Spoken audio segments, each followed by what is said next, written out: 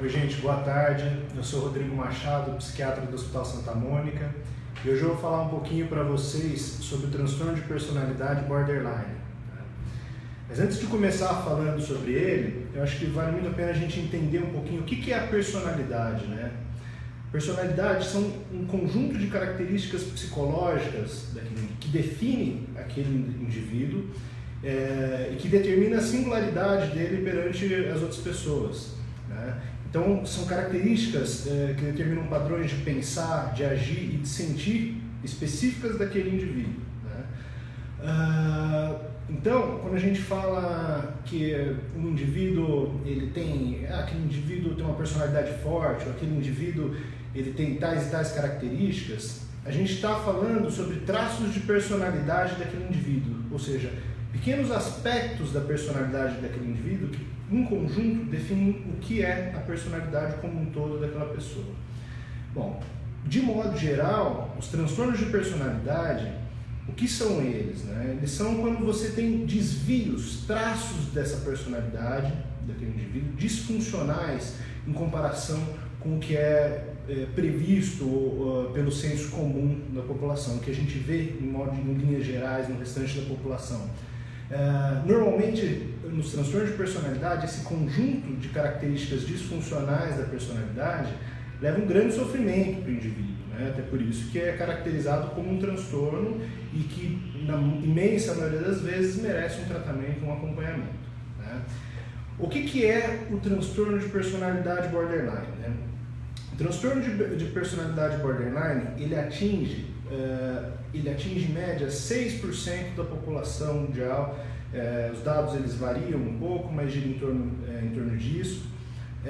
São pessoas que têm características de instabilidade emocional muito grande, principalmente nas relações interpessoais, na autoimagem, nos sentimentos, nos afetos, que a gente chama, e uma impulsividade muito elevada, né? Voltando um pouquinho a falar dos transtornos de personalidade em linhas gerais, acredita-se que entre 9% a 15% da população em geral tenha um transtorno de personalidade, ou seja, em média, 1 a cada 10 pessoas pode ter um transtorno de personalidade. Isso, levando em consideração a quantidade da população do Brasil, a gente pensa que mais ou menos em torno de 10 milhões a 20 milhões por cento da população vão ter um transtorno de personalidade. Isso é muita gente, né? Alguns transtornos da personalidade, eles tendem a se atenuar com o avançar da idade do indivíduo, ou seja, a pessoa vai se tornando mais velha e alguns traços de personalidade, principalmente os traços que estão mais relacionados à impulsividade dos indivíduos, ele tende a ir atenuando e gerando menos sofrimento para a pessoa e para quem se relaciona com ela, né? Bom, então, voltando agora para o foco principal para o transtorno de personalidade borderline, quais são as características que esses indivíduos eles apresentam, eles exteriorizam, né? E que a gente pode facilmente ver no relacionamento mais próximo com eles, né? Então, são indivíduos que têm um medo, um receio gigantesco pelo abandono, pelo sentimento real, por um abandono real que possa acontecer, ou até aquela sensação imaginária de abandono, né? Então, a qualquer possibilidade de quebra de uma vinculação interpessoal, ou seja, de um relacionamento, quebra de um relacionamento amoroso, de uma amizade, eles sentem muito mal, uma dor muito gigantesca perante essa possibilidade de abandono, né? Os relacionamentos, em linhas gerais, dessas pessoas, elas são relacionamentos interpessoais muito instáveis, com muitos altos e baixos. Então são aquelas pessoas que parecem que o relacionamento com quem está em volta delas é uma montanha-russa. A hora está muito bem, a hora está péssimo, está com o que a gente chama de extremos de valorização, extremos de idealização e desvalorização. Porque o que é isso? São pessoas que elas tendem a enxergar os outros ou com colocar os outros em um pedestal, ou a mínima frustração que aquela pessoa possa trazer, pronto, ela acha que a pessoa é a pior pessoa do mundo e que realmente ela não ama ela. Então ela varia muito, que a gente fala desses extremos de 8 ou 80 nos relacionamentos, né? A gente percebe também que tem uma característica de perturbação da identidade pessoal, ou seja, da autoimagem ou percepção de si mesmo. São pessoas que têm uma dificuldade muito grande de se enxergar, de enxergar as próprias características, tanto positivas quanto negativas, de se descrever para os outros. Então elas têm uma perturbação muito grande dessa autoimagem, muitas vezes autoimagem corporal, mas autoimagem de características de personalidade, ou seja, das características que compõem esses aspectos psicológicos desse indivíduo, né? Uma característica extremamente marcante é a impulsividade elevada desses indivíduos. O que é impulsividade, né? Impulsividade a gente vê em diversas esferas, tanto esferas prazerosas quanto esferas agressivas. O que isso quer dizer?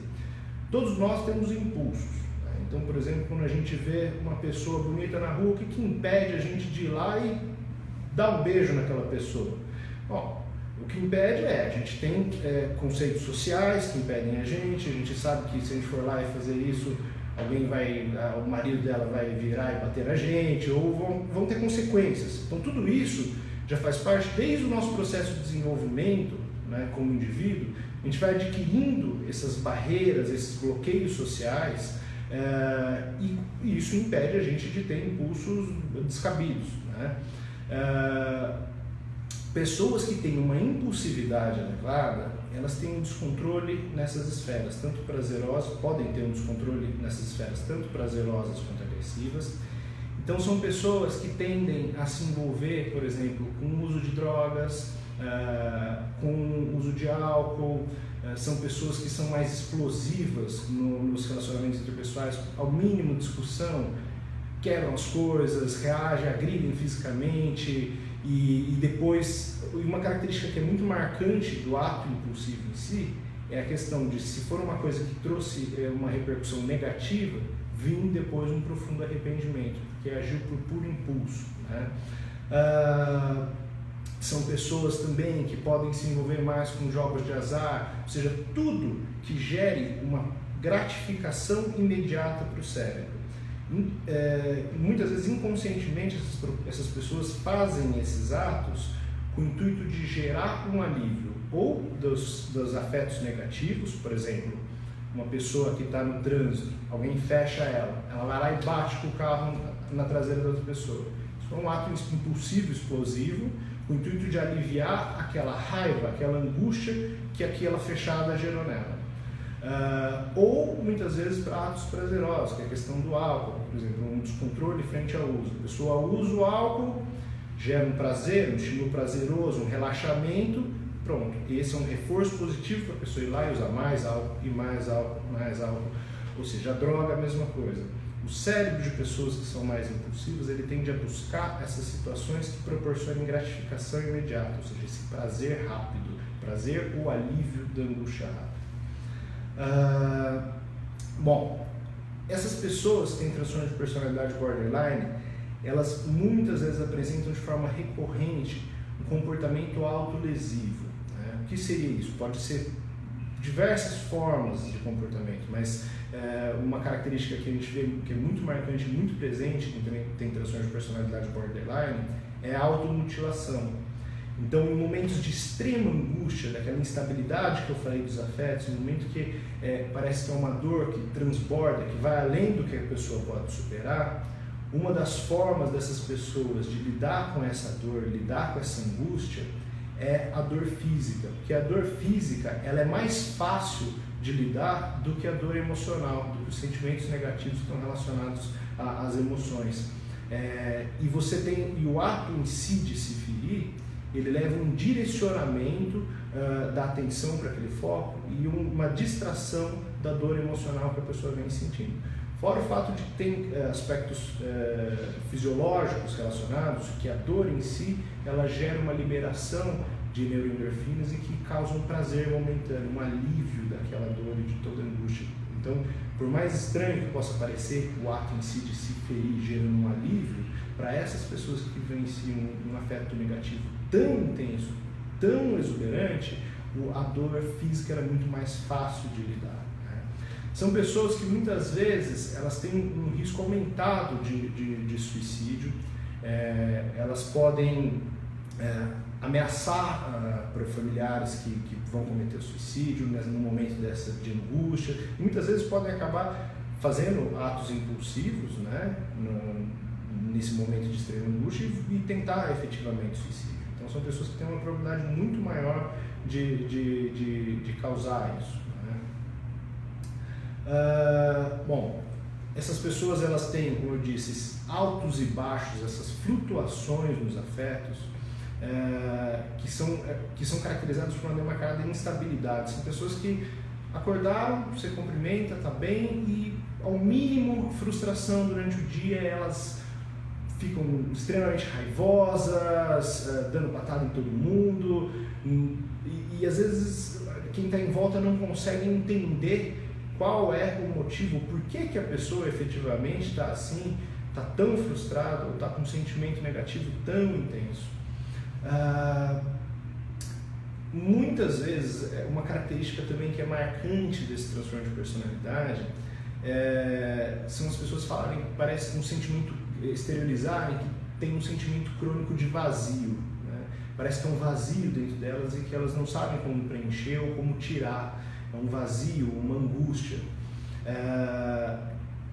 As brigas familiares, brigas conjugais, normalmente elas são recorrentes. Então são pessoas que, por causa desses altos e baixos, elas brigam com todo mundo, elas têm uma instabilidade, elas deturbam todo esse núcleo familiar da pessoa. Normalmente às vezes a gente vê que está rompido perante essa instabilidade que esse indivíduo apresenta.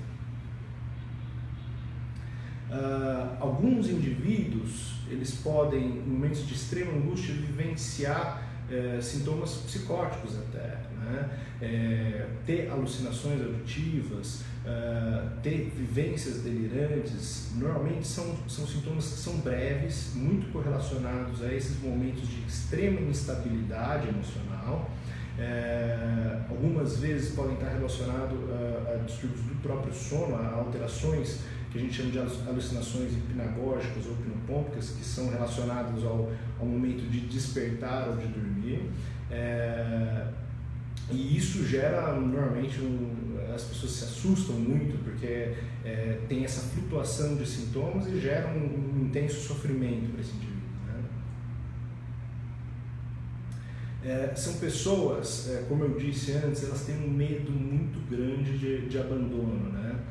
E muitas vezes, quando elas se veem na possibilidade ou na iminência de ficarem sós, elas tendem a empatizar até com quem elas não teriam a possibilidade de empatizar, ou, por exemplo, a ajudar pessoas, mesmo sem querer, mas ajudar pessoas que estão precisando, ou um pai que precisa ir no médico, ou alguém, mas com o intuito de receber aquele carinho que ela espera receber em troca. Então são pessoas que muitas vezes elas podem se doar para o outro, mas sempre com esse intuito de receber algo em troca, né?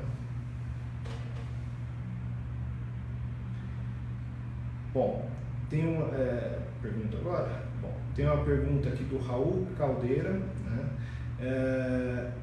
Olá, doutor, quais são as causas do transtorno? Seria somente emocional?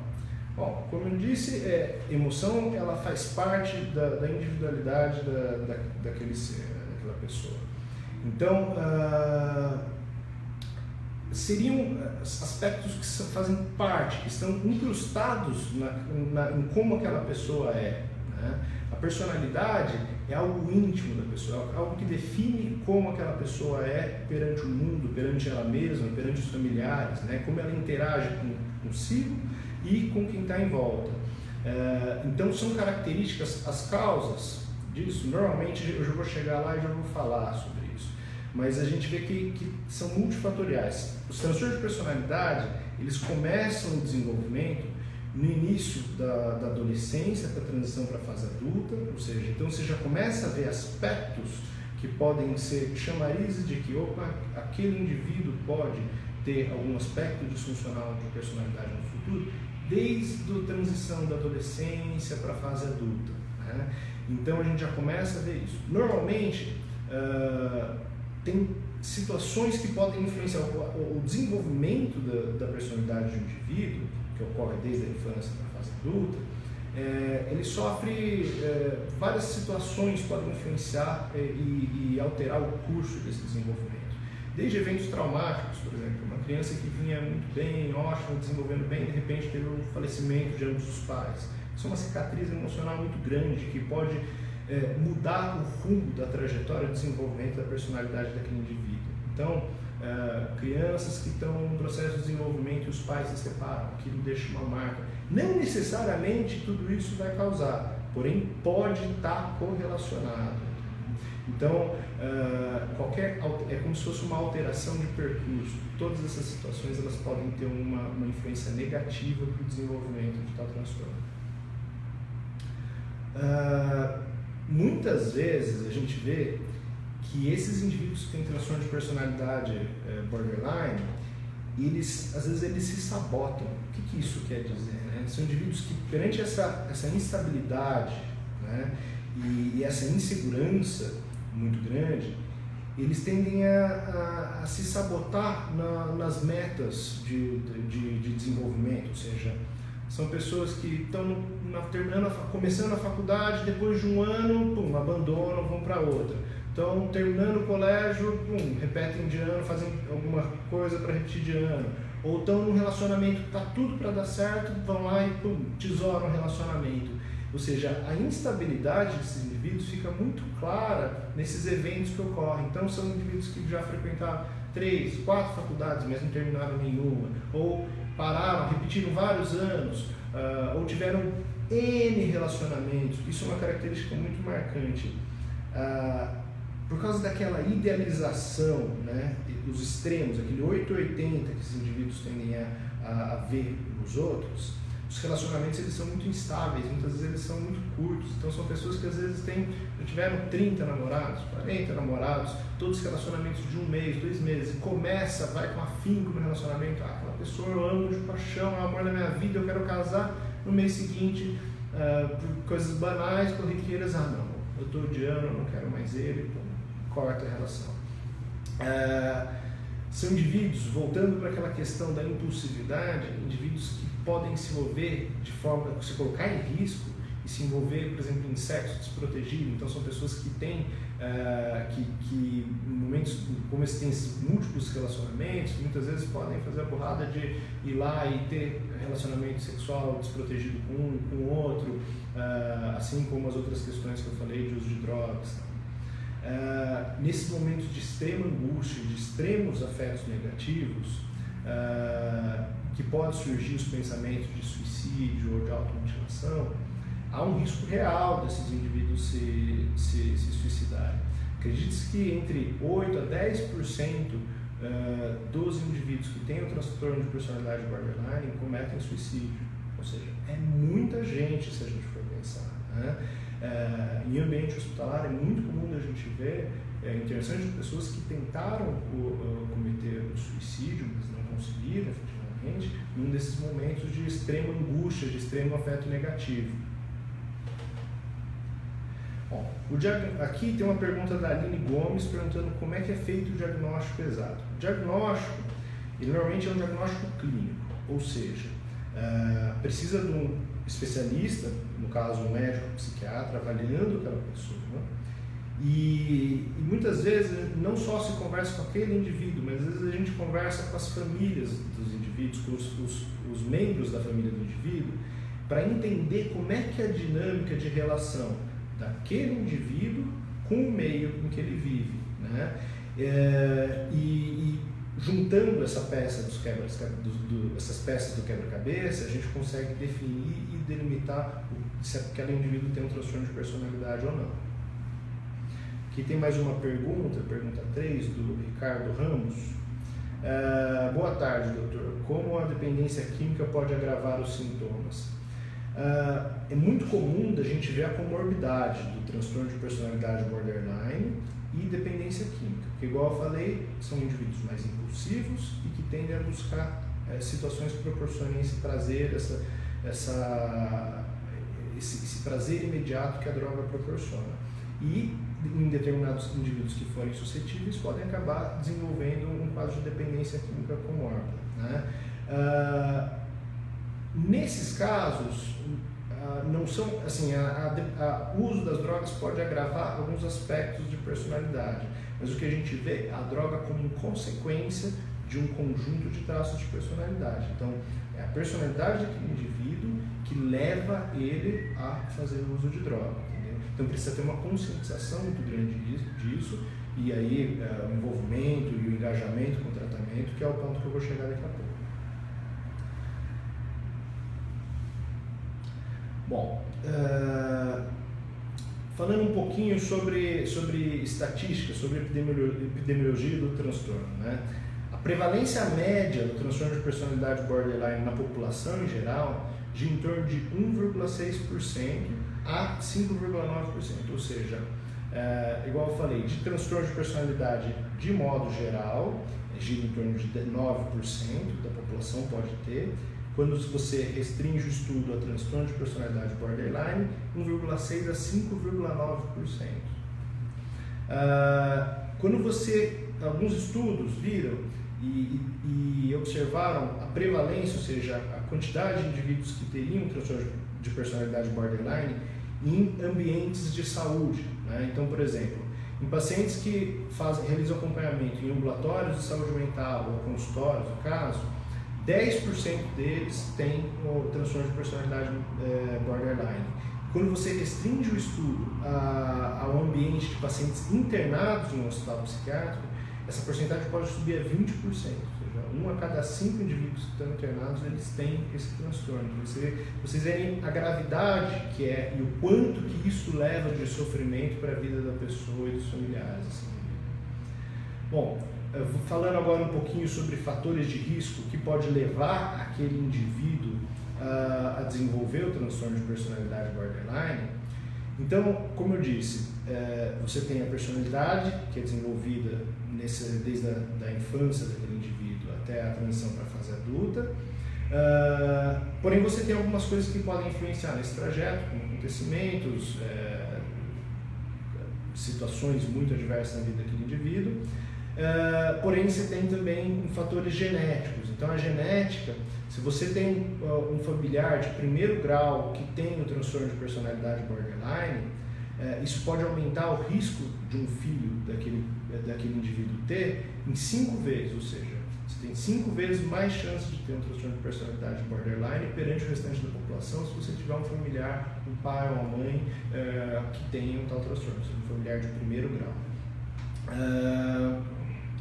Uma coisa extremamente importante, as pessoas, da gama de pessoas que têm um transtorno de personalidade borderline, há uma prevalência muito maior, uma proporção muito maior na balança para o sexo feminino. Das pessoas que têm transtorno de personalidade borderline, 75% das pessoas são do sexo feminino. Ou seja, a imensa maioria está no sexo feminino. Como eu disse antes, a questão de comorbidades é muito comum, ou seja, você ter o transtorno de personalidade borderline, esses indivíduos eles são muito mais propensos a desenvolver quadros de depressão, ou transtorno bipolar, ou dependência química, entre outros transtornos. Mas o que a gente mais vê é a questão da dependência química, depressão e transtorno bipolar. Então, a correlação do transtorno de personalidade borderline e esses outros transtornos. Tem uma pergunta aqui do Rodrigo Rossi, né? Existem ainda muitas pesquisas ou avanços em relação à cura, tratamento do transtorno? Sim, as pesquisas elas acontecem, as pesquisas elas ajudam muito a gente para ir delimitando e estabelecendo novos protocolos e novas linhas de tratamento, né?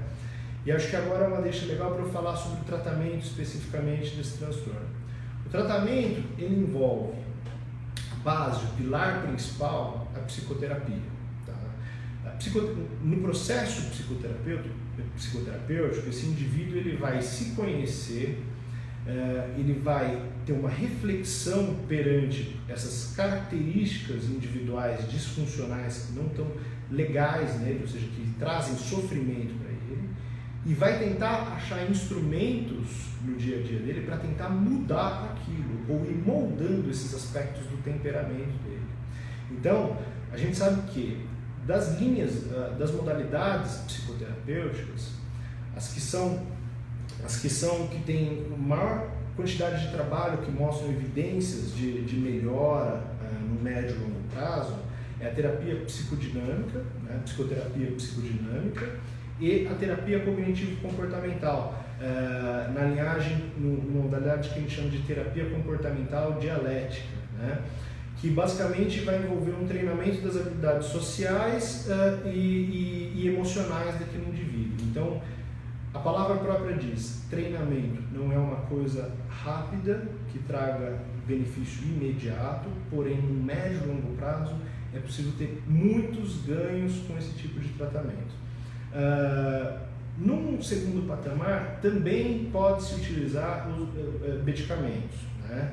Qual é o intuito dos medicamentos e no que eles podem ajudar? Principalmente diminuir a agressividade e impulsividade desses indivíduos e, caso esses indivíduos também tenham, os possíveis sintomas depressivos, que é muito comum da gente ver em associação.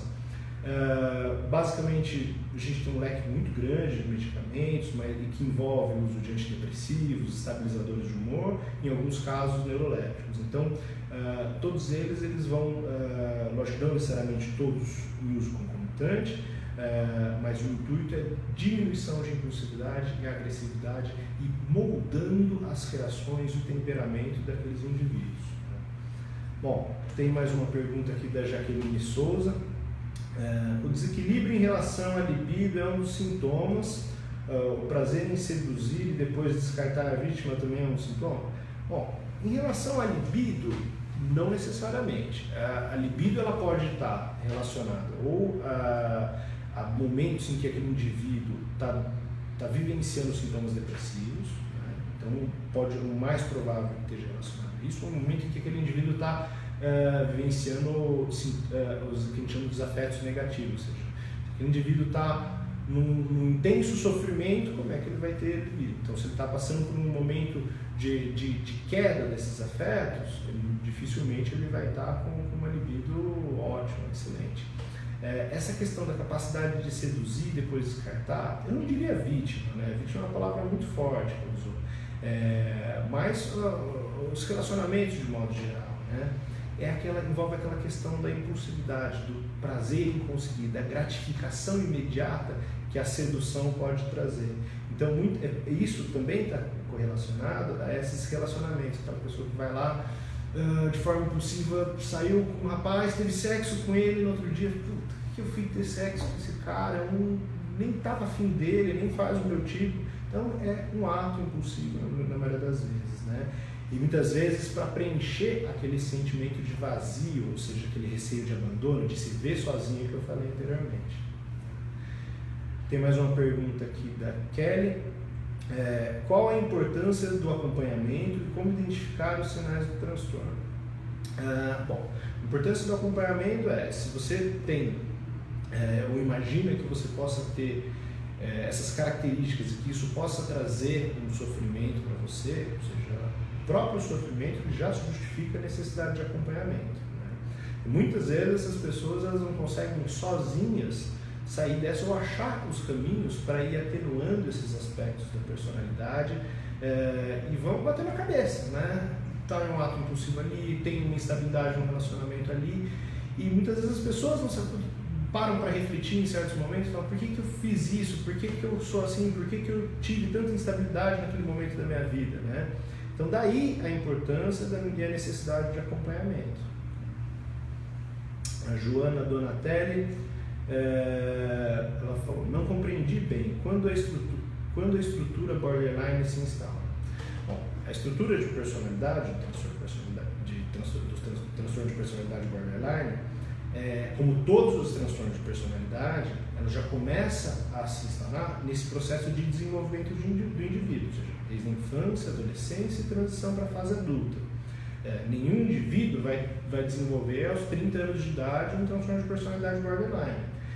Também os indivíduos não nasceram assim. Então, é no processo de desenvolvimento. A gente desenvolve a nossa personalidade desde os primeiros momentos em que a gente começa a ter contato com nossos pais e começa a ter essa troca de afetos entre o meio que a gente vive. E aí, com o desenvolvimento e os traços de personalidade. Então, para você falar que a pessoa tem um transtorno de personalidade borderline, você tem que ter várias dessas características que eu citei, todas juntas, e um sofrimento muito grande correlacionado a todos esses aspectos. Então, esse é o conjunto de características que define, ou seja, esse conjunto de traços, né, mais um sofrimento muito grande na vida daquele indivíduo. Porém, alguns indivíduos eles só vão ter traços de personalidade, não o transtorno em si. Ou seja, eles vão ter pequenos aspectos, né, e características do transtorno de personalidade borderline, porém sem preencher todos os critérios, sem ter todas aquelas características de forma intensa. Então, e o sofrimento gerado tanto para a vida dele, daquele indivíduo, quanto das outras pessoas, ele não é tão intenso. Então, é um sofrimento menor perante essas pessoas. Então, todo mundo tem traços de personalidade que definem quem são essas pessoas e o que diferencia ela perante o restante da população. Então, esses traços, alguns deles podem estar disfuncionais. Quando isso acentua, é um transtorno de personalidade. Bom, o Raul perguntou aqui, quanto tempo pode durar o tratamento do transtorno de personalidade borderline? Isso é muito relativo e muito individual, porque a gente sabe que é o seguinte, se é uma personalidade da pessoa que a gente está tentando moldar, modificar eternamente alguns traços, é muito difícil, ou seja, mudar quem é aquela pessoa é muito difícil, mas a gente consegue moldar, principalmente moldar os aspectos do temperamento daquele indivíduo. Então, não é um tratamento rápido. Psicoterapia não é um tratamento rápido, mas que gera muito benefício se trabalhado com afinco, e isso varia, o tempo de duração do tratamento varia muito de cada indivíduo. O que a gente sabe é o seguinte, um ponto que é importante falar. Com o avançar da idade, esses traços, principalmente a impulsividade, eles vão se atenuando e essa instabilidade do indivíduo vai diminuindo. E no transtorno de personalidade borderline é muito comum da gente ver, a hora que o indivíduo já está avançando para uma idade mais madura, né, a partir dos seus 30 anos de idade até os 50 anos de idade, as características que são mais marcantes e que geram mais sofrimento, essa instabilidade, esses altos e baixos, eles vão se atenuando. Então os indivíduos eles passam a sentar mais em trabalhos, não ficar tanto pulando de galho em galho em relação ao emprego, aos relacionamentos se tornarem mais duradouros e sem tantos altos e baixos. Então imagina que fosse um mar todo turbulento antes e que com o avançar da idade esse mar ele vai atenuando. Bom, a Jaqueline perguntou, mas é comum sair da psicoterapia pior do que antes da sessão? Eu sempre saio mal. Bom, muitas vezes quando a gente entra na psicoterapia e é uma sessão mais delicada, que vai lidar com questões íntimas nossas, ou seja, situações, às vezes cicatrizes emocionais que a gente não quer nem lembrar que existe, que está guardadinha ali, e de repente a gente tem que trazer à tona aquilo. Então é muito comum daquilo fragilizar a gente, né? A gente entrar numa sessão de psicoterapia e falar sobre aquilo, e aquilo começar a mexer com sentimentos profundos que a gente já imaginava que estavam guardados, né? Então, muitas vezes uma sessão de psicoterapia não quer dizer que você saiu mal, saiu para baixo, saiu refletindo sobre esses aspectos, que aquilo foi negativo na sua vida. Muito pelo contrário, pode trazer muito benefício, porque vai fazer você pensar e refletir sobre aquilo e buscar trajetórias na sua vida para tentar ir atenuando o sofrimento que aquilo te traz. Bom, Helene Moinho, ela pergunta, quais as classes de medicamentos indicados aliadas à psicoterapia?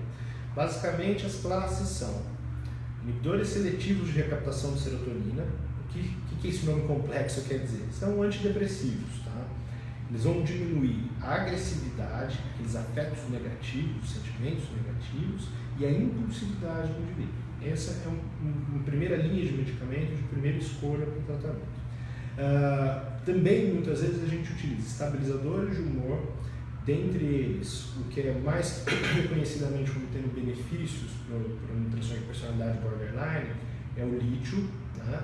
E algumas vezes a gente associa neurolépticos, né? Que são medicamentos antipsicóticos que tendem a potencializar essa diminuição da agressividade. No Facebook do hospital, que eu posso responder depois. E é isso. Boa tarde para todo mundo.